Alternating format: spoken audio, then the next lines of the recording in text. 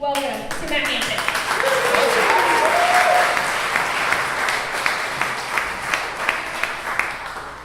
Hi.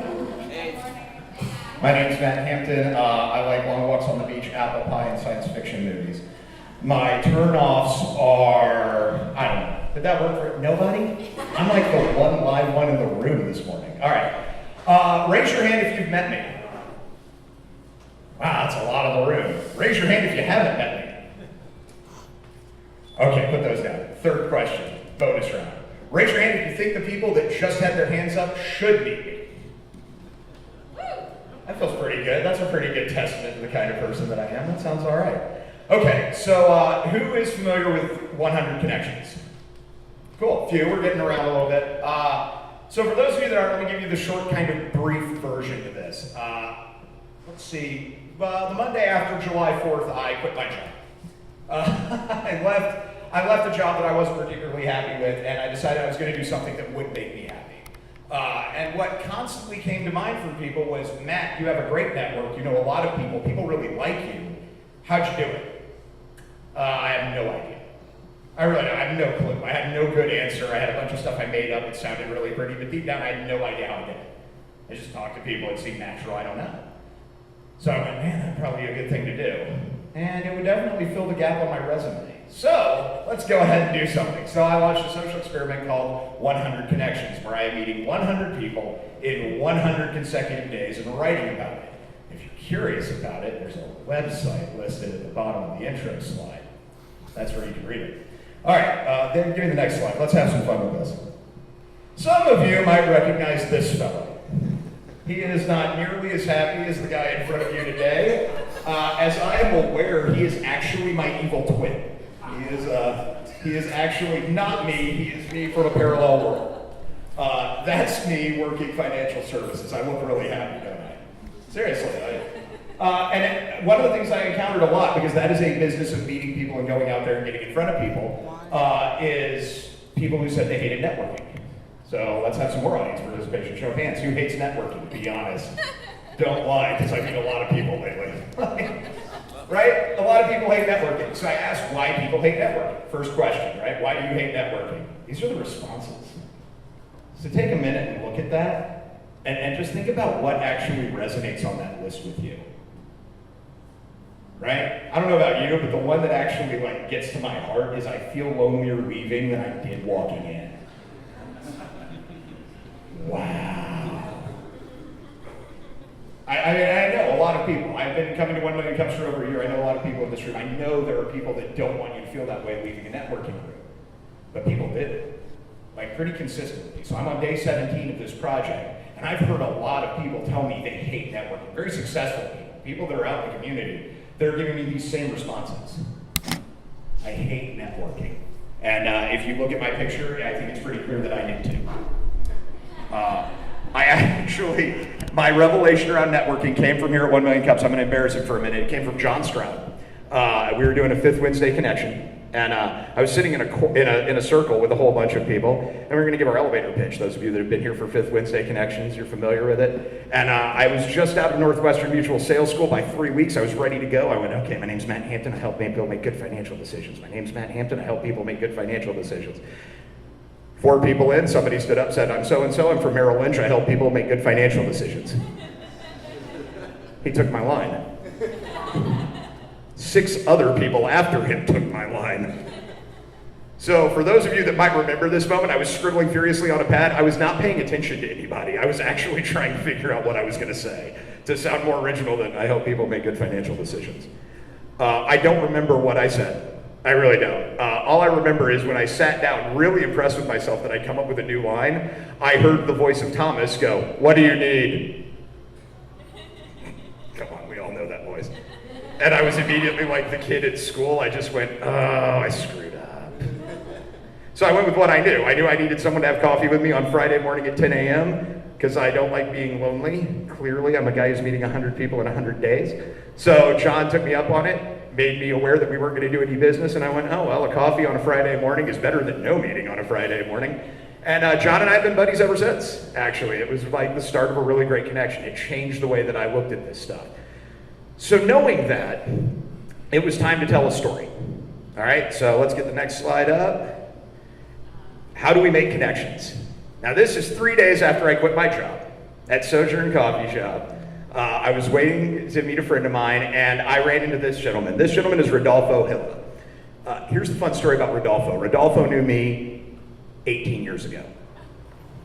We haven't seen each other. I left for the military. He was still in Columbia, Missouri. He now lives here.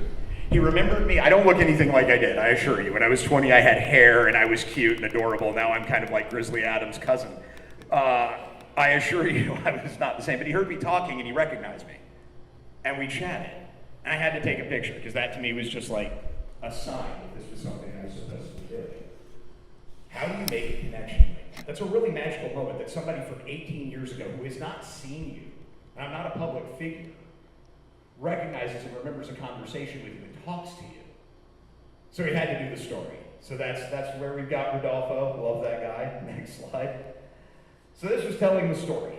100 people, 100 days, every single day. I have no job.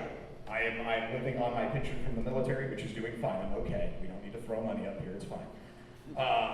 So I'm living on my pension from the military. I'm going to meet 100 people in 100 days. I have no agenda. I'm not buying anything anybody's selling, and I'm not selling anybody anything. I will meet anywhere that the person wants to meet. Anywhere. I believe later this month I have an appointment to learn how to bake cookies. That should be a good one. And then I write a blog the day of. I write and post on the website about what that meeting was like, and I tell the story. So you are watching the continued narrative of a guy meeting 100 people in 100 days, and that guy is me.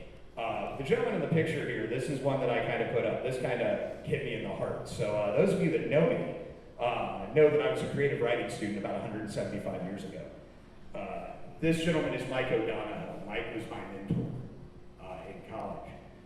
We lost Mike a few years back to liver failure.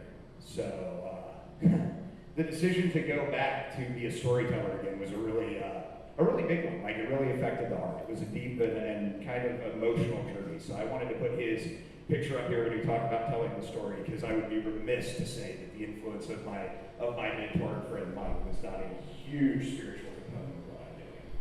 So who wants to know how it's going? All right, we're on day 17. Roll that beautiful beat footage.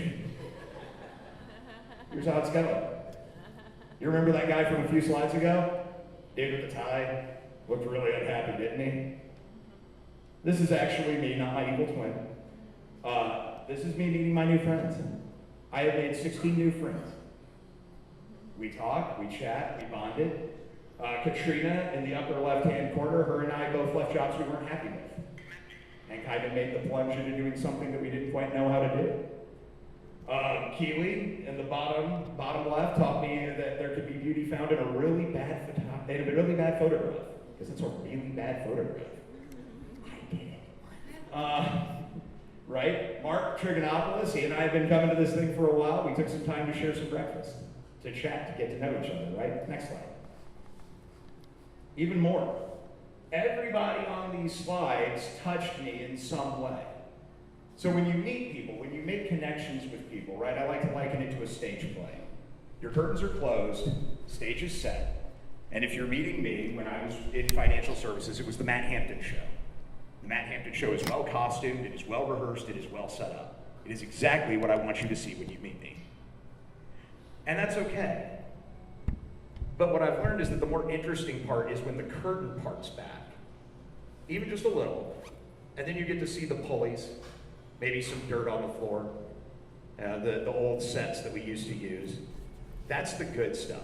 That's the connective tissue that forms relationships between people, those weird little idiosyncrasies that we have. So that's what I've been learning while we've been doing this. Let's go forward another slide. And here we go again. Dr. Troy Hall, that was fun. Learning from the master. That was mind-blowing.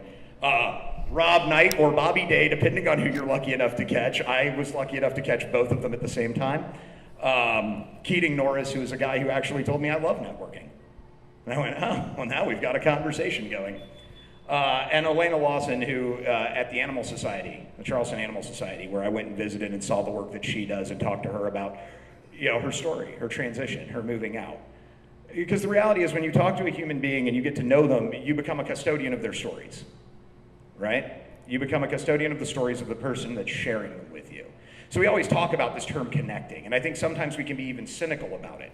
I know I became that way when I was working in finance. I could walk around and go, yeah, I'm connecting, great, woo. But this is something I really care about, that I became really passionate about. Building relationships and knowing people and learning their stories is something that deeply moves me. So I found a way to do it. So I'd be remiss if I didn't have an ask, because we need an ask slide, right? So what do I need? All right, here's the things I need from the community. I need you to subscribe, follow, and share. If you like the story. If you don't like the story, ignore me, that's fine. But if you like the story, I want to get the word out there. We are currently circulating and reaching about 10 to 15,000 people a week. We are here in Charleston, accounts for about a quarter of those people. Actually, Manhattan is about another quarter of those people. So apparently I know someone up there who likes me. I don't know. But we're circulating on Facebook, LinkedIn, and you can go to the website and follow the blog and subscribe to it. Write me emails to tell me, man, that was really awesome, or what the hell are you doing? Get a job, dude. You can do whatever you want. Anybody who's like a video, audio, or social media savvy, we're always trying to look for ways to expand this story. And I admit that I have limited skill sets. I'm a great storyteller. I am not always the person to frame it to the technical requirements. So anybody with those skills, awesome. And then another one, and here's the fun part, because the story's still going on. Today is day 17 out of 100. So for those of you keeping track, we still have a way to go. Who should I meet? Like I asked at the beginning, if I haven't met you, should I meet you? Should we sit down and have a chat? Do you know somebody I should meet? Doesn't matter. I don't care if they're a business owner. I don't care if they're a high school student. I don't care if they have no job. It doesn't matter. I'm just meeting 100 people in 100 days. So if they're a person, we can talk. It's the easiest requirement ever. They can find me via the webpage. Go to the front page. There's a button that says connect, and they can do it. I wanted to wrap this before I opened it up to questions with this final slide. I am not very good at taking praise, but this was something that was recorded in a conversation between me and another person that I said. So they wanted me to put it out there, and it's the one slide I'm going to read from. It's also the longest one, Kirk, so this is it. The beauty of connecting with another person is that it is ephemeral. You and I meet and talk in this moment, and then we leave. Once we walk away, the moment births our memories. Each person's different, and those memories will shift. Our minds will fill the gaps. They may even fade a bit, but we were still in that moment. One moment that can never be reproduced, never fully recaptured, that will lose 90% of its value when translated to a third party. You and I were just lucky enough to experience the one true moment for the one time it existed. So if I could leave you with a thought on this social experiment before opening up to questions for me, that would be it. When you meet with a person, when you have that talk with a person, that talk will never be replicated. I have been writing these blog posts about meeting with people, and I cannot convey 90% of what I feel when I'm meeting with them because it's just lost in translation. So while what I'm doing is really fun, and I hope the story is inspiring to people, I hope the inspiration is for people to take a minute to go find that same kind of ephemeral moment with another human being. Because really, if we're talking about connecting, if that's what it's all about, and I promise you, it's not about money. I promise you, it's not about awards and accolades and glory. That's all just stuff you kind of do to facilitate life. We are very much programmed as beings, down to our DNA, to have relationships with other people. It is in the core of what we are. So if you're not pursuing that, maybe you need to spend a little more time doing that. Cool. Well, that was my big moment of enlightenment. I will open the floor to questions.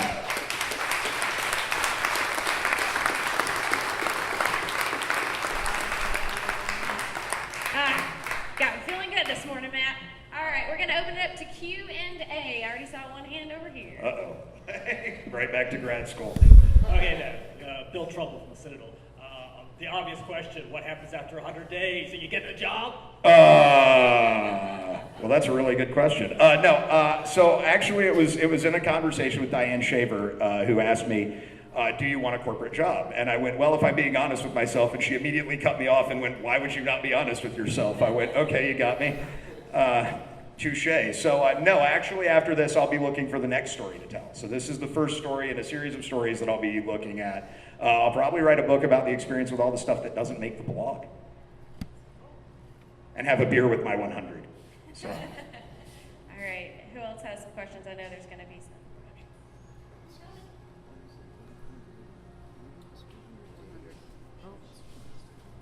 Hey, Jameson, Terry in regards to like public speaking, is there any opportunity to go in to be a storyteller, to maybe go to colleges and talk to people that are graduating and showing them the benefit of networking before they enter the business world? I mean, I haven't really thought about that in particular, but I mean, it's a good idea. I'm always looking for a way to kind of spread this story and share kind of the impact that it's had on me. Hey man, how you doing? Good, how you doing? Pedro here, and by the way, you're doing an awesome job with connecting with people, so don't lose sight of that. I guess the question that I have, and I think the reason most people hate networking is everybody brings a facade, and sometimes it's about three different type of masks. So in your experiments so far, were you able to discuss that and perhaps how to be more real when you talk to people? That's an awesome question. That was obviously something I dealt with because I came out of a career where I had to have a mask on all the time. So I think the first couple of meetings I met with people who did the squint eye, right? They kind of looked me over, they're like, an agenda? I know it's here. You're hiding it, it's in your bag, isn't it? I'm like, no, it's real, I have nothing. So I think that a lot of it really is when we come to a place and we just agree that there's no agenda, that I'm not going to talk about your business and we're not going to talk about mine, we're just going to talk as human beings. And part of how I do that is I don't have any scripted questions. We just talk about whatever's on the mind. So sometimes these things bring up networking and sometimes they don't. But a lot of people feel the mask, it's draining to maintain yours, and it's hard to know who you're getting to know on across the aisle. That's the feeling of most of the people that I'm talking with is, God, I wish I could take the mask off, and I wish I knew the other person on the other side of the room was taking theirs off too. Hi, Paolo Ciccone. By the way, excellent presentation today. It's obvious that you are a good speaker and you're enjoying this activity. So it seems like maybe this is the track you should follow. I mean, there is a lot of there are a lot of influencers, as we call them today, on social media. Maybe that's the path for you. I'm thinking about that more and more. I love that you said that I seem happy. Kirk Vitello liked to say that I am a blinding beam of sunshine, which I legitimately believe is the first time that's ever been said about me. And I also find it funny that at some point I may be teaching people about how to make connections, and I've been divorced twice, so that's kind of ironic. Sharing. You gotta, look, the curtain on me is wide open. Good morning, Matt. Morning. I was wondering if in your conversations you have found people talking about the differences between being an extrovert or an introvert. I'm an introvert, but I love people. So I love the action of connecting with people, especially one-on-one. But for me, networking is not about feeling lonely, or I think people have an agenda or something like that. It's just draining to me. And so I'm wondering if that's come up in conversation, just people need an opportunity to recharge their batteries. Yeah, so apparently I have a fan. I got a fan letter like 2 days after I started writing this, which is neat. I have a fan. They are also an introvert, and we've had this kind of ongoing back and forth email discussion that I plan to write about at some point in the future about introversion in exactly the way you talked about, like networking's just draining. I think a lot of it comes down to how you want to approach. I mean, everything in life is based on intention. So I think for this particular person as an introvert, going into a room like this, the energy level just plummets. But meeting one-on-one is pretty good, so they now try to meet 5 people. That's what they're trying now. Their new goal is to go into these events and just meet 5 people. And then they go and just meet them, just get the introduction, and then they set one-on-one time with them where they're a little more comfortable. And I think, like, obviously I don't really suffer from a lack of wanting to be around people or dancing in front of people on a stage. But it's been interesting. No, you're right. Like, introversion, extroversion has been a huge topic of conversation, just on the energy level, because this room just fires me up. But yeah, for an introvert, this room is incredibly draining. So it's an interesting topic, and one that is fascinating to me because it's just not my daily perspective on life. So hopefully we'll get some more. Good morning, Matt. So great to see you up there, brother. Happy and enjoying what you're doing. One thing you didn't talk about today that I'm very interested in, I think everybody in the room is, how have you been changed by this? Well, if you looked at that first picture and the picture with Rodolfo, here's a little director's commentary on the story. I've lost 15 pounds. So you're not only watching the story of me connect with 100 people, but me lose 100 pounds. Surprise! No, so, but in general, I'm much happier. Like, in general, now that I think people who've known me and gotten to interact with me on a daily basis know that I was very stressed. I was carrying a lot of depression. That's what led me to leave that job. I fight clinical depression daily, just as a person. So that job was really just not healthy, and it was hurting me. So I got to the point where I went, let's meet some people. And I'm going to be honest with you, the biggest change so far has been understanding that this time with people, this constant connections, I'm never really tired. I haven't had a day off in 17 days. I'm always, I was telling Mark, I went up to meet Bobby Knight, I was like, I feel horrible, but I still went and did it, and I felt amazing. I was a ball of energy immediately within 5 minutes of starting to talk to him. So that's a huge change. I'm happier. I'm healthier. My mindset is better. Part of that is because I'm doing what I love to do by telling stories, but the other part of that is because this is very deliberately getting out there to meet new people that I've never met before, and that's an amazing thing to do. I think you're doing a fantastic job. Thank you. As you know, I follow you on LinkedIn, and I've read every single one of your stories. They're just, the way you tell the story and capture us is amazing. So you definitely have a talent that you need to tap on, and I'm glad that you've gotten there because, this is it. I don't know what you're going to do about finance and insurance, but you definitely need to pursue this part of you because this is it.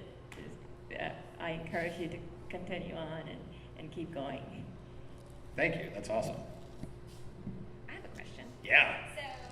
And maybe this was touched on a little bit with Audra's question as well, or your answer, but because you are so energetic, and you're a fantastic public speaker, you are a great storyteller, how are you finding that balance with those who you're meeting with who maybe are a lot more introverted, a lot more reserved, and how are you balancing not overpowering them in the conversation? So I think the interesting part is this is kind of how you see me now when I'm in a group of like 80 people. But when I think we're at 80. John, what are we at? 57 people. So when I'm in a room of 57 people, but actually one-on-one, I do tend to become a little bit more quiet. And I think part of it is just coming with that intention to really meet and know the person across the way. I agree. I could easily just bowl over an introvert in a conversation if I didn't want to listen to them. But I think if you say, I'm going to meet with Katie, I'm really going to listen to what Katie has to say. I'm going to very intentionally listen to what and I think that's all it has to be, is just being very intentional about it. How are we on time? Last question. You mentioned dancing on stage. I'll give you an option. Could you describe it to us, or would you prefer just to demonstrate? Well, Great question to end on. you guys ever want to see a bald man blush all over, like right up to the top of the head? It's going to happen. I will describe. So, for fun fact, and if you meet with me, this is my offer for those who haven't met with me yet. Fun fact: I was originally in college. I was a theater student, and my scholarship was not for writing; it was for acting, and specifically, it was for musical theater acting. So, yeah, I was a lot of bad guys. That's not happening either. But it has been many years and 2 hip surgeries since then. So we are not actually going to dance on stage. But if y'all want to meet with me, I will gladly describe to you all of the days of Matt Hampton dancing up on stage in tights. So we kind of, I guess our final question is always, what can we do? I know we've kind of touched on that. Just read the story. Just enjoy it. Go to the website, catch up, share it with your friends if you liked it. Come meet me, be a part of the story. How many times do you get that opportunity for someone to say, no, seriously, be a part of my story? So do that. One other thing, so I get this cool opportunity to kind of connect with people every day, which is really all, I have this sort of open platform. I have come to learn that it is not that easy for everybody. Different people need different tools, they need different tactics, they need different ways to approach it, where I just kind of naturally run into a room and go, hi, I'm here, what's up, how you doing? I jokingly say that's because you either look at me and think psychopath or teddy bear. So I choose to be enthusiastic teddy bear. However, a long-term friend of mine, Kirk Vitello, teaches some really great tactics. So I'm actually going to give some time to Kirk to help you guys learn some techniques to make these connections and do the same stuff I'm doing. Awesome. You want to come up? Yeah. All you, buddy. Let's give it up for Kurt.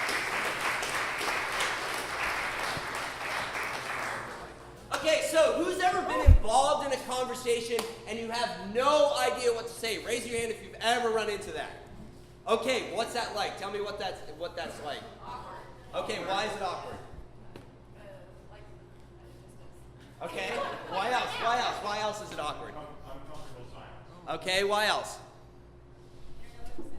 You don't know what to say, right? So what do? You just sit there in silence, you stare at the person, right? And you're thinking, oh, gosh, I hope they say something, right? Can they just restart this conversation for me?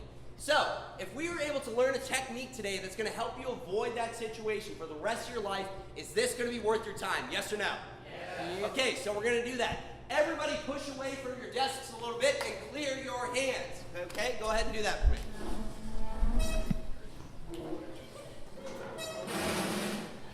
Good. Okay, so big thing right here. All of our engagement, what we're going to do here, you're going to follow along.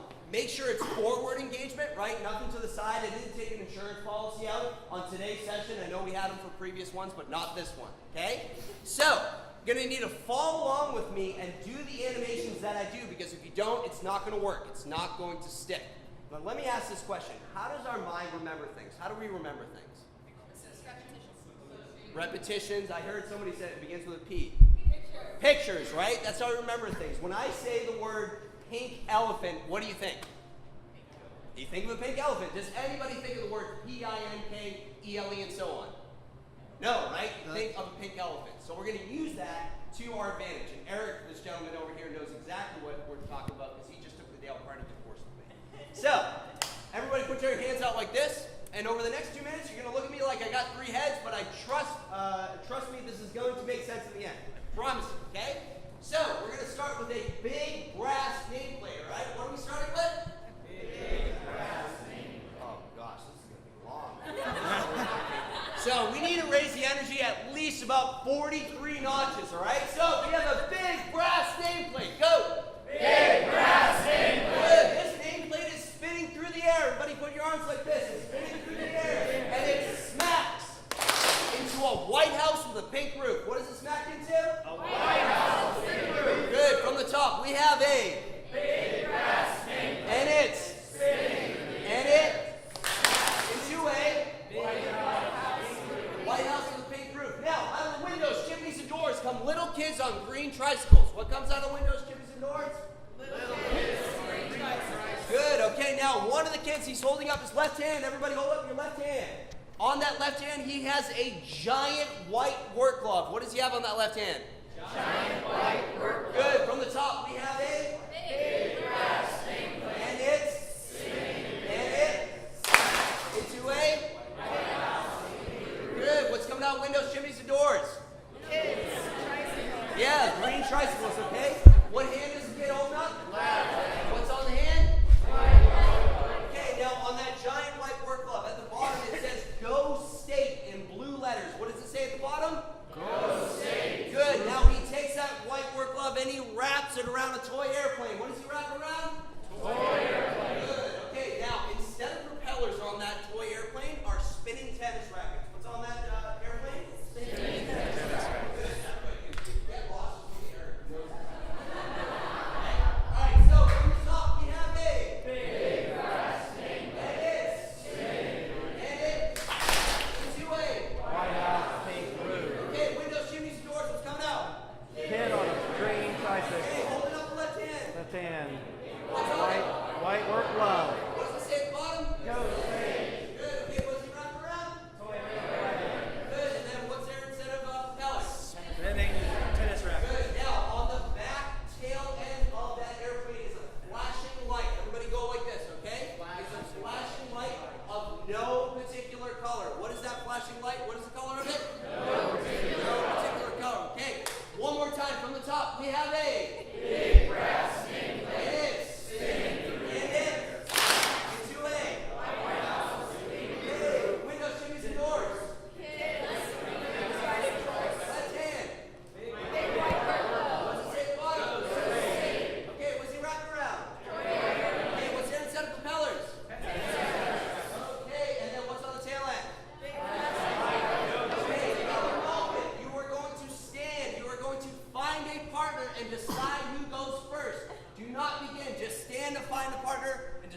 goes first. Go.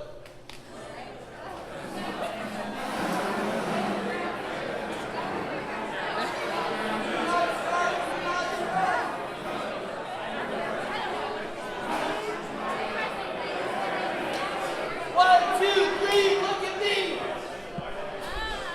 Okay, point at the other person, say you first. Okay, person who's going first. You're gonna have 1 minute to get through this stack of pictures. Now, partner, when you're standing there, you're looking at this person, don't just stand there and laugh at them as they're going through this wacky set of pictures, right? If they get stuck, coach them, help them out. Now, if you get done early, start over, and then we're gonna switch roles after we do this. Questions? Come work with me.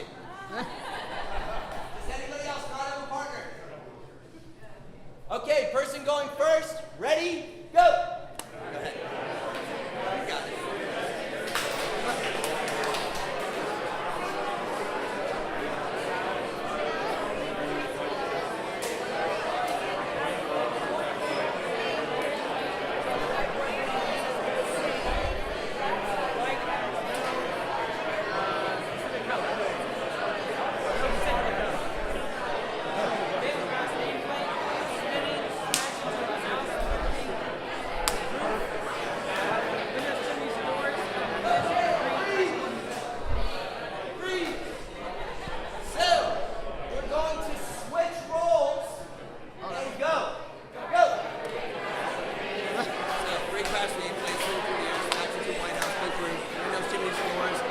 Kids on green tricycles, giant white room clubs, there's no seat on the bottom.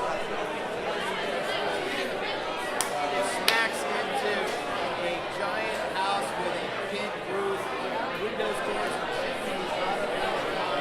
Little kids come around tricycles. Oh yeah.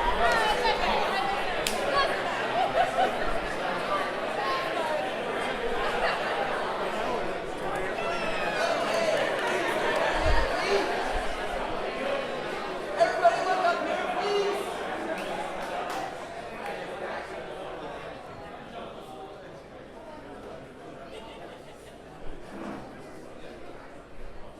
Okay. Besides Eric, raise your hand if you know what's going on. What do you got, Kate? It's talking points. Each visual is something to talk about. Probably the first person that's ever guessed that. So talking points. So what? Okay. So elaborate for that for us, Kate. What talking points are we doing? We cannot hear her. Oh, okay. So just So, yeah. Go ahead. the name tag would be the person's name, There you go. obviously. I don't know what the spinning is, but the house could be like, hey, so where do you live? Yes. Time out right there. She nailed it on the head. Let's give her a round of applause for doing that. That is literally the first time anybody has ever guessed that. Right here, right now. So, each one of these pictures, what they do is they represent series of questions that we can ask in a conversation. So we started with that big brass nameplate. What sort of questions are we asking when we first meet somebody that deals with a nameplate? Brass nameplate. What do you do? No, what's your name, right? Just what's your name? When you first meet somebody, you can't run up to them and say, hey, where do you live? Right? That's creepy. Come on. So we start with the brass nameplate. Now the reason it's spinning through the air, this just helps it stick in our brain. We have to connect all of them, right? It doesn't have to actually do with any of the questions, just helps it stick in our brain. But what did that brass nameplate smack into? Okay, so what sort of questions are we asking about when it comes to the home? Where are you from? Yeah, where are you from? What else? Where you live? Where do you live? How long have you lived here? What do you like about living here? You know, where specifically do you live in Charleston? A million questions we can ask, right?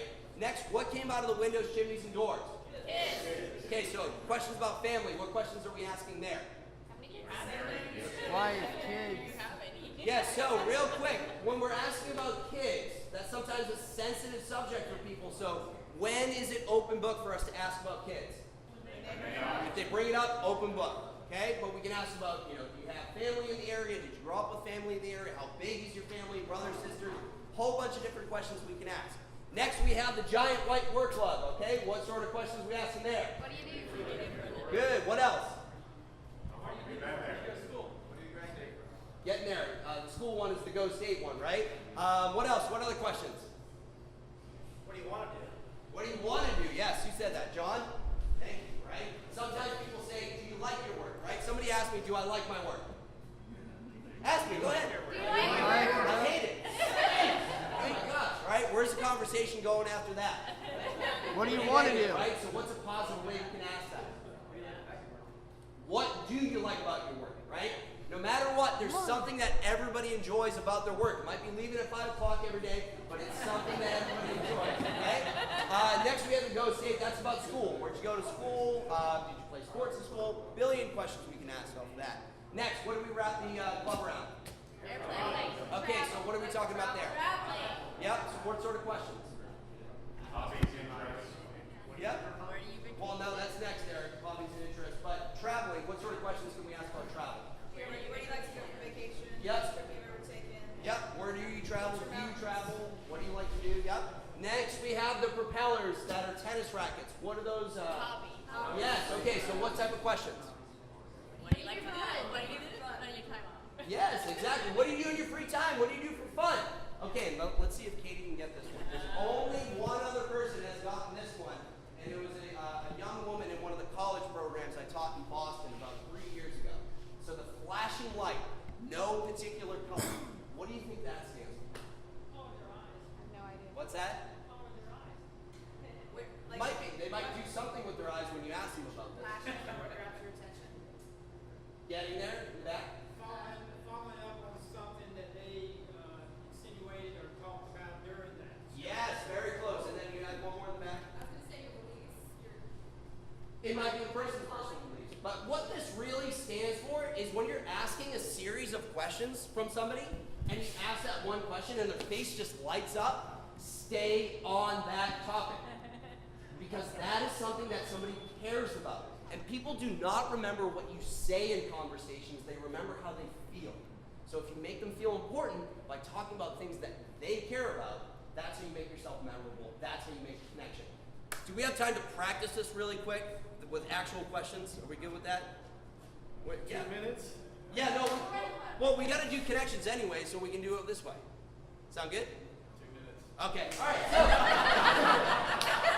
you're going to go back to your partner. Everybody, go back to your partner and select who's going to be a questioner and who's going to be an answerer. Go ahead and do that now. Go.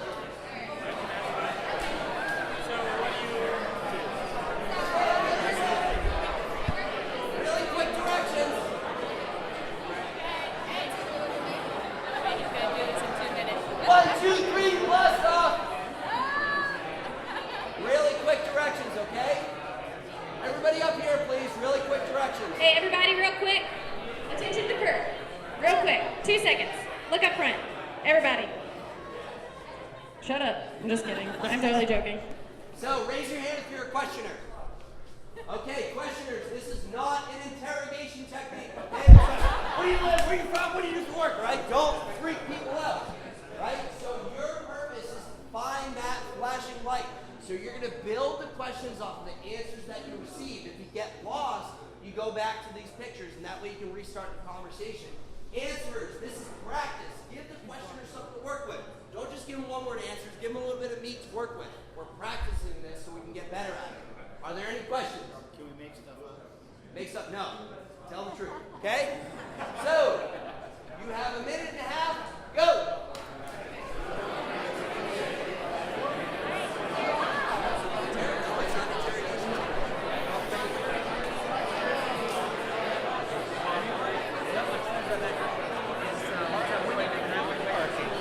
Got that going for us.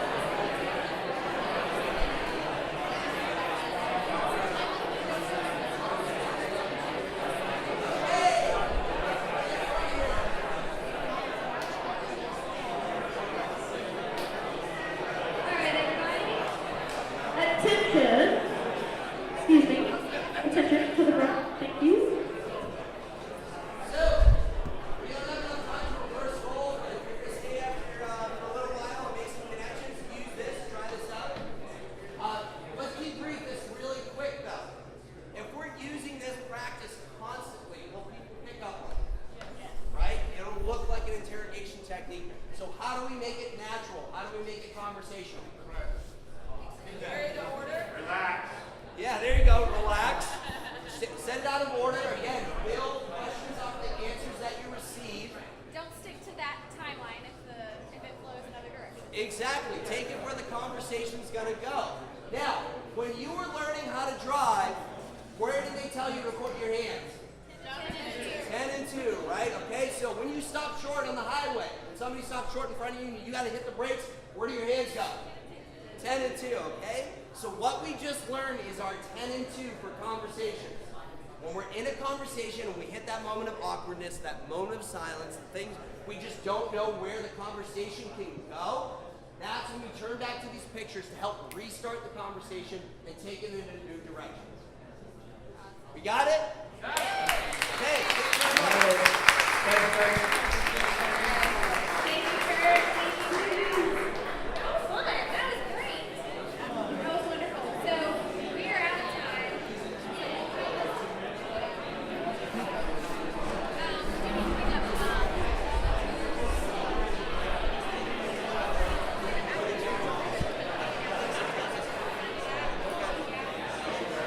All right, guys, a couple of quick things. All right. Bueller, hello. John Stroud. Round them up. All right, real quick, I know we're about out of time, so we just have a few housekeeping things. What we will do in regards to community announcements, since we don't have time for that today, we'll still post the Facebook post, the call for community announcements, so make sure just to let us know all the cool things that you have going on this upcoming week and any big wins. Quick 5 second? Yes. Absolutely. Just want to let you know we are so thankful for Frothy Beard for them letting us come here. Michael in the back there. He's working this week. Yeah, thank you, man. He's working this week to get some little cards that he's going to give out to you guys. So when you come back to Frothy Beard, he's going to be giving you a little something to come back and visit him and patronize his business. So be looking for that next week. As if I needed another excuse to come up here. Awesome. Thank you, Frothy Beard. Awesome. Cool. So a couple things before we wrap it up is just some needs that we have as a community. The number one need that we have is building our pipeline for applications. So that being said, if you are someone who is tapped into another, I don't know, whatever it is that might have entrepreneurs that would be interested in coming in and presenting, we need to talk to you. So anybody that has connections or would be willing to be that person that would go out and seek out new presenters, we need that. We have Thomas who's really on it. We all try to do a little bit of a job of recruiting, but we need some more help. So if you are interested or have those connections, reach out to one of us so we can make sure that we're kind of all on the same page as what we're looking for. And then if you are in this room and you have a business that's less than 5 years old and you have not yet presented, apply, okay? You've been here. It's not that scary. We're a really great group. We're fun. And so apply, present, and then we'll, get you all that good loving on like we do. So anything else? No, ma'am. Is that it? Okay, awesome. So use the techniques that Kirk just taught us. Before you leave today, make sure you introduce yourself to one person that you have not yet met and ask them where they live. All right, so thank you all so much. Have a great week. Thank you for coming out. Have a great day.